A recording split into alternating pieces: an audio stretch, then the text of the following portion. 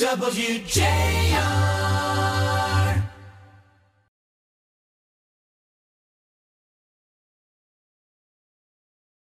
And you know, it's easy to say we need to hold people accountable, but the reality is now we really have to do it. There's no wiggle room here anymore. No, there isn't. We're at a point where we're going to hold people accountable and we're going to make these changes, or people are going to continue to leave and we'll never get anyone else to come here and put down roots.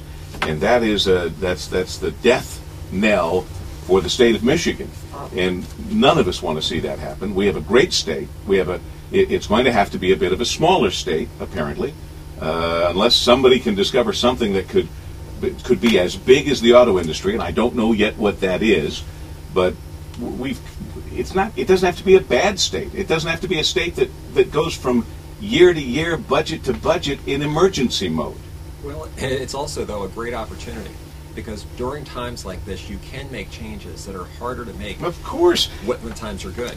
It is why I could not understand, and still can't, why the governor had this unbelievable opportunity, not running for re-election, not having to worry about all the things you have to worry about when you run for re-election for any position, that she could have made those very difficult, very painful decisions and been the governor that we could say, years from now, it was Governor Jennifer Granholm who cleaned it up and fixed it, and now the state of Michigan is in great shape and great health because of the very tough decisions that she had to make, because she could make, because she didn't have to worry about all the people you have to worry about when you're running for re-election.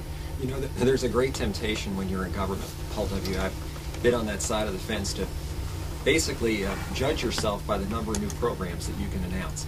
And I think that's the danger we're in right now in Michigan is that we just can't afford it, and the legacy that our elected leaders will, I think, ultimately be judged on is their ability to put in place a financially sustainable government for the long-term future. A good example of this is what North Carolina did, a state I'm very familiar with.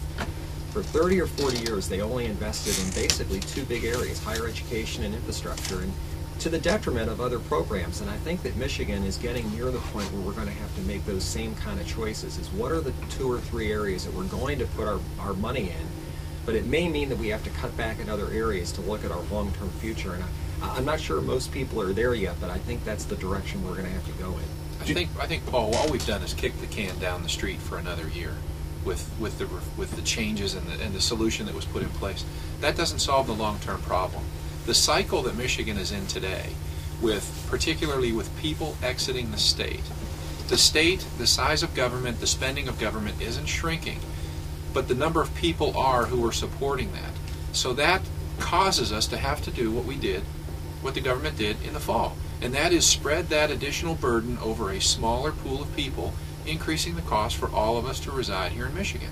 That is a failing business model. Right. It will definitely fail.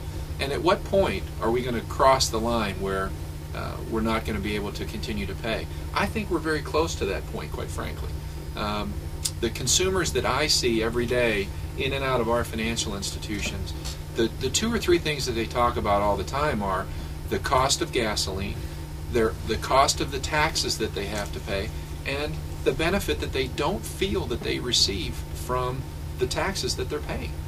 And so we've got to find a solution to that, and that's really what I'm hoping my contribution to Renaissance will be, is helping to push that forward.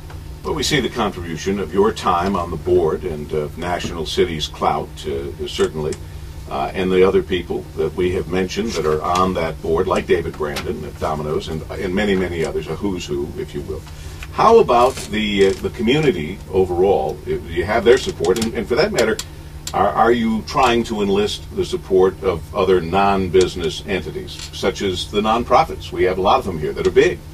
Well, that's certainly part of the 1D effort, Paul W., is that we believe that it's very important to engage with other groups like ours that are doing similar work, and 1D ensures that we won't be doing things that are in conflict with or redundant to these other organizations, and that wasn't always the case in the past at Metro Detroit. We had a lot of groups kind of doing the same thing, and a good example of that is how the Detroit Regional Chamber and Detroit Renaissance have kind of divided up the business work plan, if you will, where we're focused on a couple of strategic initiatives, the chamber really taking care of the broad swath of work that needs to be done. And so that work's happening, and then even on the structural agenda that we talked about, I mean, we're working closely with not only the chamber, but with other business groups across the state to try to make sure that even though we may not agree on every single point, the direction that we're pointing the legislature in is fairly consistent.